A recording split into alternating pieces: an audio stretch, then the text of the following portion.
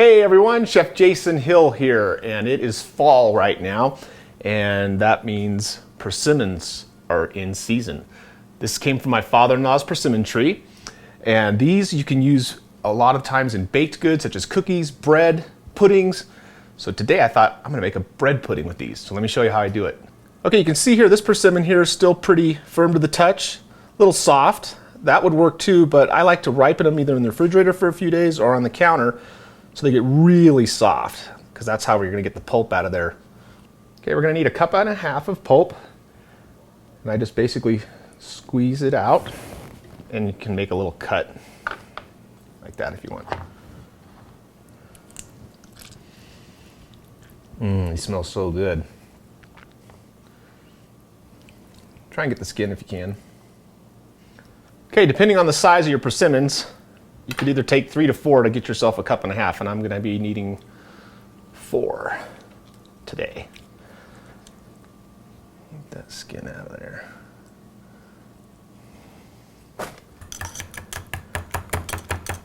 Persimmon bread pudding. Yum. Okay, we're going to start by adding 3 eggs to our mixing bowl, followed by 1.5 cups of whole milk, or heavy cream, or a mixture of both. 3/4 cup of brown sugar. Teaspoon of vanilla. That's 1/2 teaspoon of salt. Teaspoon of cinnamon.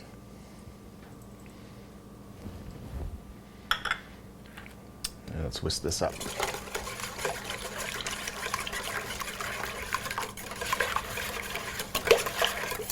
Now I'm going to add the persimmon pulp. Mix that up really good. Okay, now I'm going to add 1/2 cup of raisins and 1/2 cup of chopped walnuts.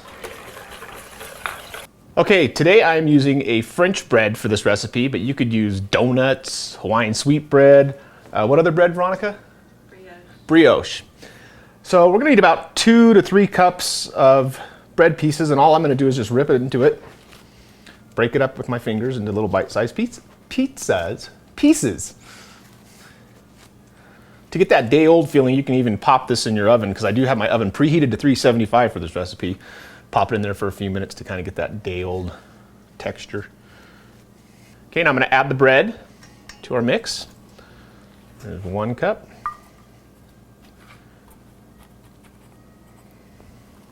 2, about 2.5 there. You're going to want this bread to soak up as much of this mix as possible. So you can even let this soak overnight if you want. Okay, after getting that in there, I think I'm going to go with a full 3 cups of bread. And there we go. Mash it down and let it soak. For this recipe, I'm using this little baking dish here. It's almost the equivalent of like a 9 by 13 pan. I'm just going to take my butter, go around the edges, along the bottom. Okay, my pudding mix has been soaking for about 1/2 hour. Now I'm going to add it to the pan.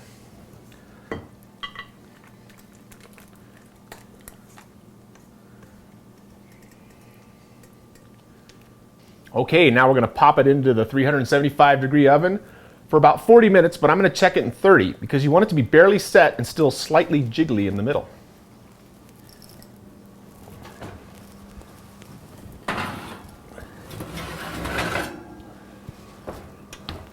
Okay, we're just about 35 minutes. I'm going to give it a quick peek. Pull it out here. You want the sides to be firm and maybe the middle to be, like I said, a little jiggly, and I think we're there. Okay, you can see the outer edges have firmed up. The middle's still a little jiggly. This is going to sit here and rest and continue to cook and firm up. Now it's time to plate up our wonderful bread pudding. And then next we drizzle with a little bit of our bourbon creme anglaise. Okay, time for the big taste test. Get a little bite, a little bit of the glaze. Oh, no, just kidding, it's awesome. Perfect with the glaze. Nice crunch with the walnuts. The persimmons taste great. You saw how easy this was to make too. So find yourself some persimmons and try this recipe. And as always, thanks for tuning in.